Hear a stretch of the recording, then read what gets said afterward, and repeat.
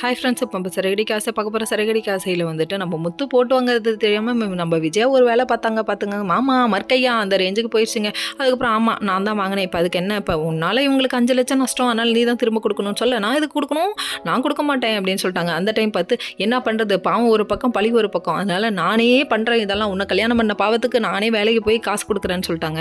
அதுக்கப்புறம் இல்லை நானே தரேன் அப்படின்னு சொல்லிட்டாங்க. அதுக்கப்புறம் நம்ம மனஸ்ரீ ரோகிணிகிட்டே போய் பேசிகிட்டு இருக்கும்போது மலேசியாவுக்கு டிக்கெட்டை போடுமா, நான் அங்கே போய் வாங்கிட்டு வரேன் உங்கள் அப்பாட்ட அப்படின்றாங்க. கடனாவது வாங்குறேன் அப்படின்னு சொல்கிறாங்க. சொன்னதுக்கப்புறமா பார்க்கமா இங்கே மலேசியா இருக்குது, ஐயோ நம்ம விட்டது நமக்கே வருது இந்த அம்பு, தேவையா இது அப்படிங்கிற ரேஞ்சுக்கு போயிடுச்சு. நீ 2 லட்சம் எடுத்த, உனக்கு 5 லட்சம் நஷ்டமாகுதா, இதெல்லாம் தேவையா அப்படிங்கிற மாதிரிச்சு. நானே தரேன் ஆன்ட்டின்னு சொல்லிட்டாங்க. அதுக்கப்புறம் மனோஜ் எதுக்கு நீ தரேன்னு சொன்னால் எங்கே பணம் இருக்குன்னு சொல்லி கேட்க, ஜீவா கொடுத்த காசுன்னு சொல்லிட்டாங்க. ஜீவா கொடுத்த காசு தான் நம்ம செலவு பண்ணிட்டோமே, பார்ட்டி அது இதுன்னு சொல்லிட்டு அப்படின்னு.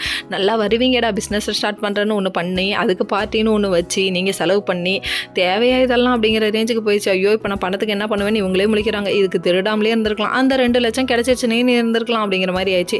சரி என்னதான் நடக்குதுன்னு பார்ப்போம் அப்படிங்கிற மாதிரி இவங்க நினைக்க ஆரம்பிச்சிட்டாங்க. இன்னொரு பக்கம் இதுக்கு ஒரே ஒரு வழினா அது போய் பார்வதி ஆண்டியை பார்க்கணும்னு சொல்லிட்டு இந்த பொண்ணு பிளான் பண்ணிச்சு. நல்லா உஷாராயிட்டு அப்படிங்கிற மாதிரி இருக்குது. நம்ம முத்துவும் மீனாவும் ஒரு பக்கம் அந்த தாத்தாவையும் பாட்டியும் சந்திக்க போயிட்டாங்க. அங்கே யாரை அந்த ரோட்டு கடையில் உட்காந்துருப்பாங்களே அவங்கள சந்திச்சவங்க கல்யாண நாள்னு சொல்லிட்டு மாலைலாம் போட்டு ஸ்வீட் எடு கொண்டாடுன்னு புது ட்ரெஸ் எல்லாம் வாங்கி கொடுக்குறாங்க. அவங்க பார்த்தா இவங்களுக்கு ட்ரெஸ் வாங்கி கொடுக்குறாங்க. அதுக்கப்புறம் எல்லாருக்கும் ஸ்வீட்டு கொடுக்க அந்த டைம் பார்த்து சத்யா வரான். அதுக்கப்புறம் என்னடா நீ போய் ஃபுட் டெலிவரி பாயாக இருக்க அப்படின்னு சொல்கிறாங்க. இந்த வேலைக்கு என்ன, எந்த வேலை செஞ்சாலும் திருடாமல் தப்பு பண்ணாமல் இருக்கணும் அப்படின்னு சொல்லிட்டாங்க.